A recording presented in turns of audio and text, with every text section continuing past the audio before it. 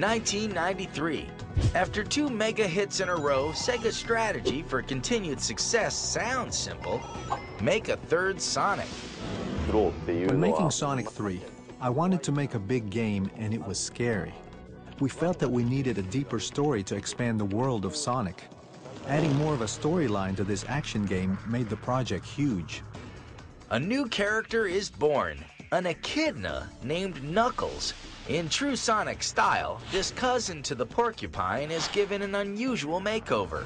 Red skin, dreadlocks, and shoes inspired by Jamaica's flag. He alternates roles as Sonic's enemy and partner. Sonic symbolizes speed, but Knuckles symbolizes power. He can break topography or land. He can climb up things and fly. Those were the requirements for the character features. The map for Sonic 3 ends up triple the size of the first two games, with numerous paths for each character. More bosses and environments along with greater speed add to the workload. Has it got huge new zones? Yeah! After delays in production and premieres, Sonic 3 drops in February of '94. It's just as good as everyone hopes, and Sega has a surprise sequel just 8 months down the road. Sonic and Knuckles. The game's cartridge actually connects to Sonic 1, 2, and 3, allowing players to explore each as Knuckles. The two games sell 4 million units. Most 2D platform connoisseurs will tell you this is the high point of the franchise.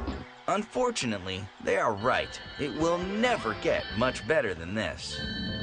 After Sonic and Knuckles, Yuji Naka and team returned to Japan to make a new Sega game, Knights, as a foe surfaces that not even Sonic can outrun. The constant change of technology. Sony is about to release their first console, called the PlayStation, with its sleek new optical disc format, changing the way games are made and sold. Trying to compete, Sega launches the Saturn, a 32-bitter hitting Japan in November of '94 and the US 6 months later. Sales suffer as the console is unable to overcome its high price of $399 and competition from the super hot PlayStation at $100 less. The coveted market majority no longer belongs to Sega. Trying to keep their heads above water, a new UK-based Sega group produces Sonic titles for the Saturn. With Sega Saturn, we delivered a game such as Sonic Blast, Sonic R, the Sonic racing game. They did reasonably well, but it was a struggle for us to fight against Sony, and this was the very first roadblock Sonic had faced. Add an old rival to the new one, and things get worse. The Nintendo 64 arrives summer of '96 and steals Sonic's already fading thunder. Super Mario 64 sells 11 million, while Sega halts production on Sonic Extreme after multiple engine problems and missed deadlines. Sonic the Hedgehog's once bright star fades into a crowded sky. The father of Sonic returns to the franchise as Sega makes one last go at a console. The Dreamcast is developed, along with a new-look Sonic. We can't transport Sonic's 2D features to a 3D game, so we had to come up with a unique new 3D Sonic.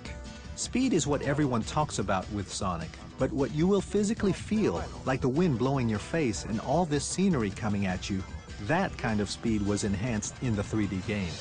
Sonic Adventure would be the Hedgehog's biggest challenge ever, featuring a whopping 6 characters, each with their own storyline and abilities. Our mission was to renew the character, so we had to ask ourselves, to what extent do we change Sonic? What are the reasons for changing the way it looks? That's what I paid close attention to. The move from 2D to 3D is where Sonic changed the most. At that stage, I talked with Naka, Oshima, and the whole original Genesis team. We talked about the characteristics of Sonic and how Sonic should be in the future. We talked about it a lot. And we took a long time to make decisions.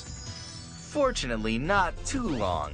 The game is finished in time to join Sega's much-hyped Dreamcast launch on 9/9/99.